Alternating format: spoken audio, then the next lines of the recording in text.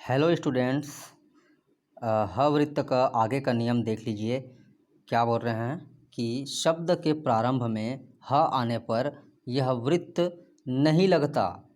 ह वृत्त हमेशा व्यंजन के मध्य व अंत में लगता है ना। प्रारंभ में नहीं लगता, तो प्रारंभ में ह आएगा तो हमें ह व्यंजन बनाएंगे, है ना। हमें ह व्यंजन बनाना पड़ेगा। तो देख लीजिए क्या है, हिम्मत।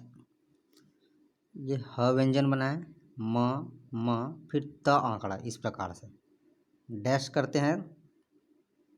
त आंकड़े में हमेशा डैश करेंगे तो ह का स्वर उसके बाद वाले व्यंजन पर लगेगा, हिम्मत। फिर है हकीकत। ह किए, क व्यंजन फिर त आंकड़ा लंबा सीधा, तो क्या हो जाएगा, हकीकत, है ना। ये सीधा ऐसे क की दिशा में रेखा खींचेंगे, फिर त आंकड़ा लगा देंगे। ई की स्वर है यहाँ। हम वतन, ह म फिर व त में न आंकड़ा, सिंपल से बनता है हम वतन। फिर है हमसाया, हम, इस प्रकार से स में आ का स्वर है, य में आ का स्वर है, हम साया। इस प्रकार से आप आसानी से इसको बना सकते हैं। हमालिक, ह म ल, फिर म में आ का स्वर है, ल में ई का स्वर है, क्या कहलाएगा, हमाली।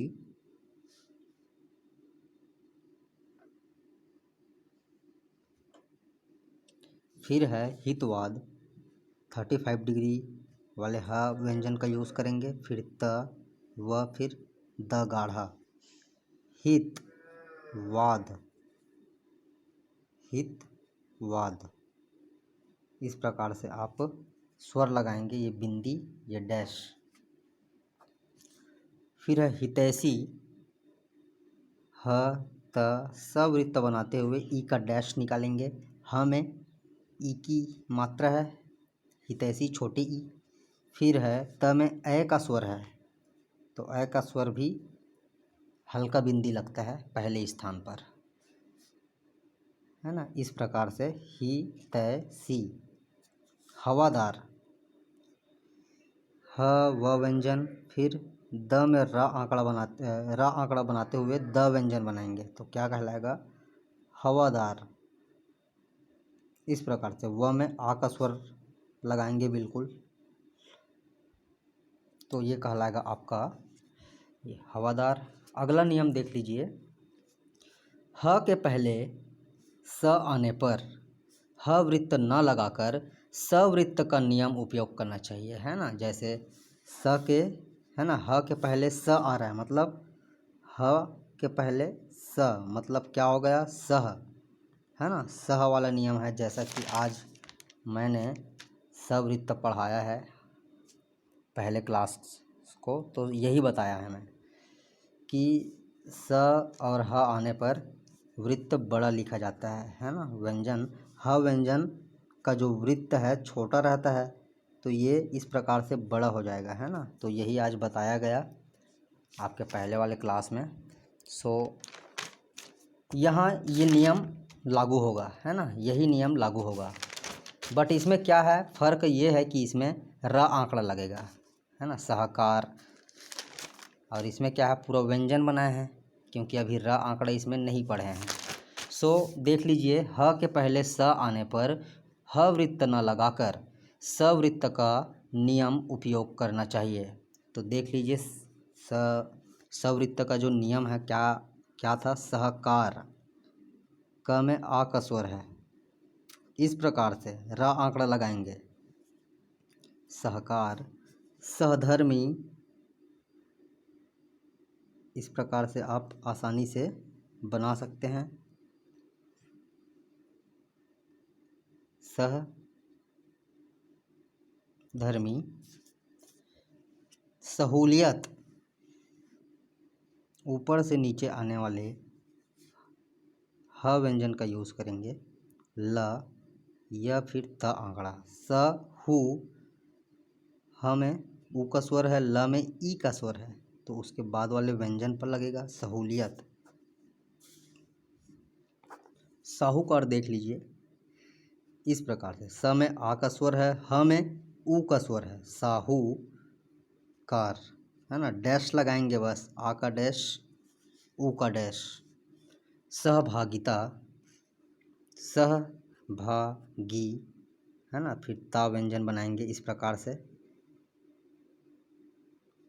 सहभा, ग में ई का स्वर है ना। इस प्रकार से लगाएंगे, देख लीजिए यहाँ एक बार और। सहभागिता, गीता। फिर है सहकर्मी, सहकर्मी। सिंपल से आप आसानी से इसको बना सकते हैं इस प्रकार से। तो ये क्या कहलाएगा आपका? सहकर्मी। सहकारिता, सहकारिता। इसमें पूरा र व्यंजन इसलिए बना है क्योंकि र में स्वर है, मात्रा है।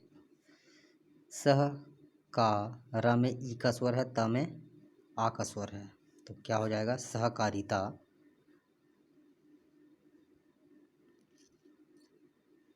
स्वर लगाना नहीं भूलेंगे ना। ये सहधर्मी था। अब देख लीजिए सहानुभूति। सहा, न आंकड़ा, भ, फिर त व्यंजन। अब देख लीजिए सहा, ह में आ का स्वर है, न में ऊ का स्वर है ना। न में ऊ का स्वर है तो उसके बाद वाले व्यंजन पर लगेगा इसका डैश। और भ में भी ऊ का स्वर है तो ये भी इसके बाद वाले व्यंजन पर लगेगा। फिर त में आ का डैश है। इस प्रकार से आपको 4 स्वर लगाना है। तो क्या कहलाएगा? सहानुभूति, सॉरी ई का स्वर है ये।